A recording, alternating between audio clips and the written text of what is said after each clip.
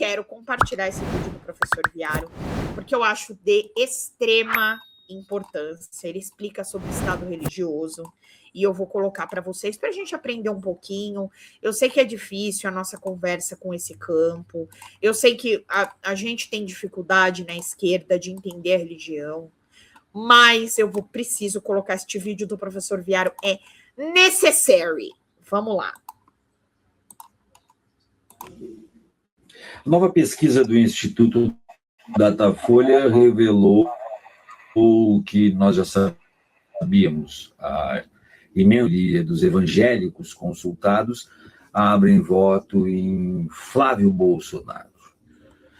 O que não pode mais ser aceito é que pessoas democráticas, pessoas republicanas se sintam surpreendidas por esse tipo de situação. E, infelizmente, é isso que nós temos.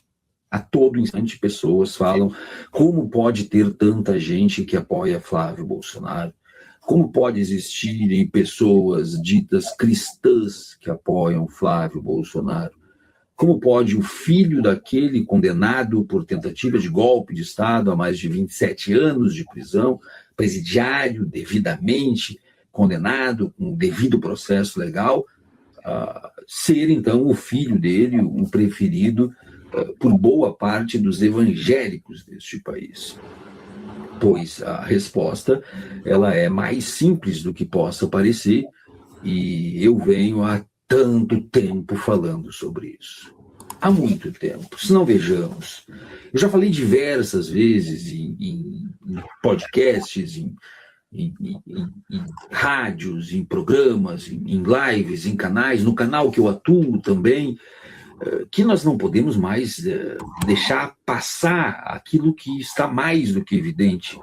Neste país existe um percentual muito grande de fascistas, porque aqueles que apoiam fascistas, fascistas o são.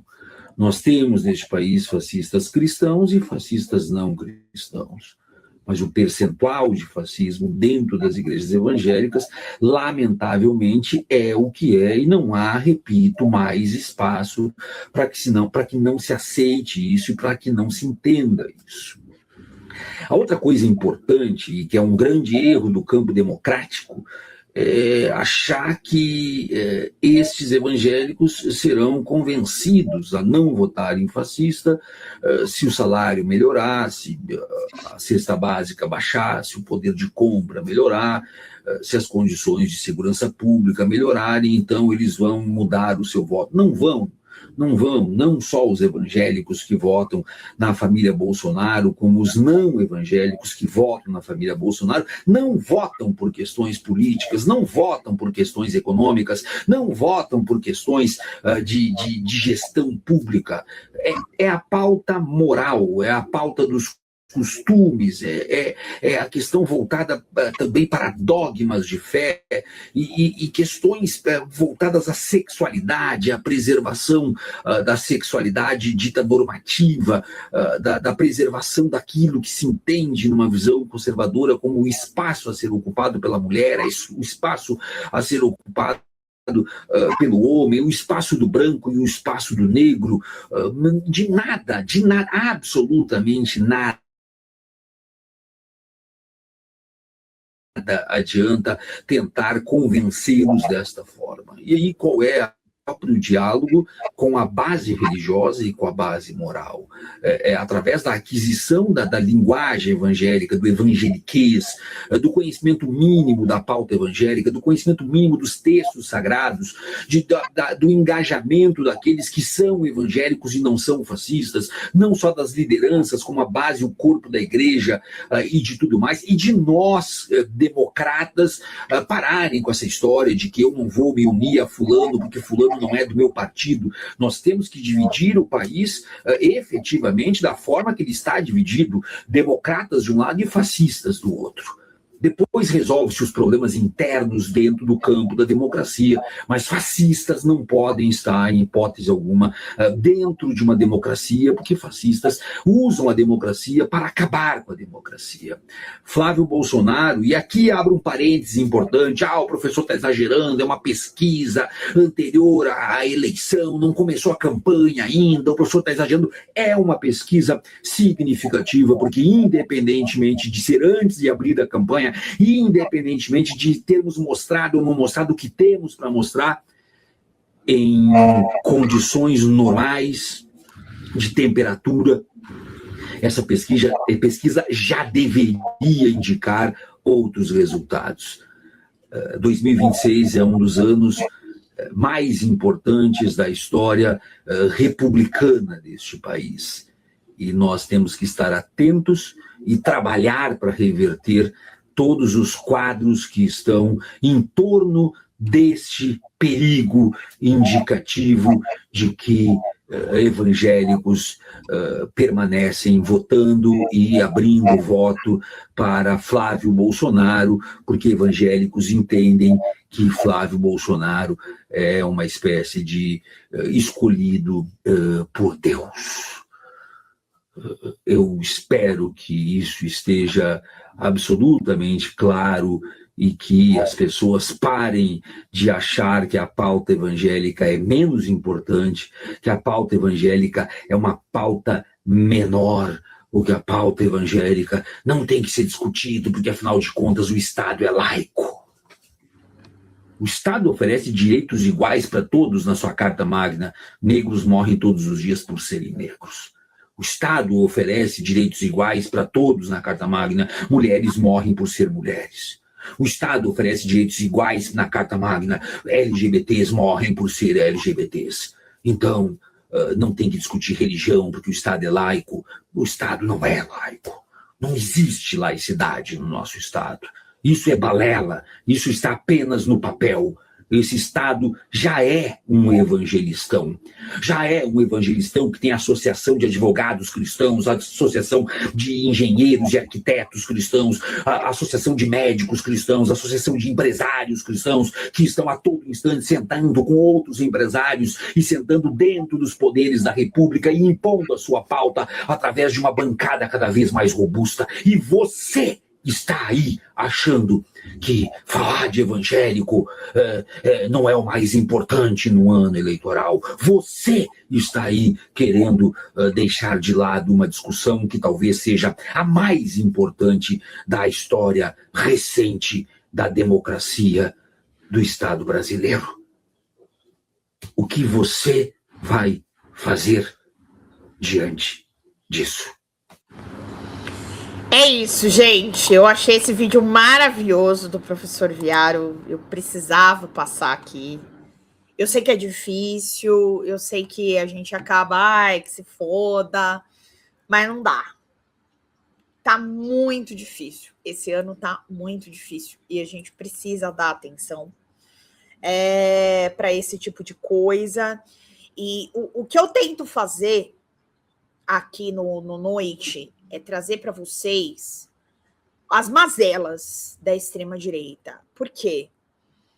Para a gente conseguir coibir essas falácias morais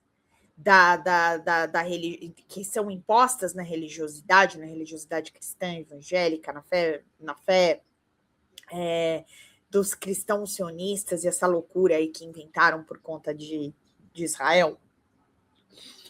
Mas o que eu quero dizer, a gente precisa ter essa conversa.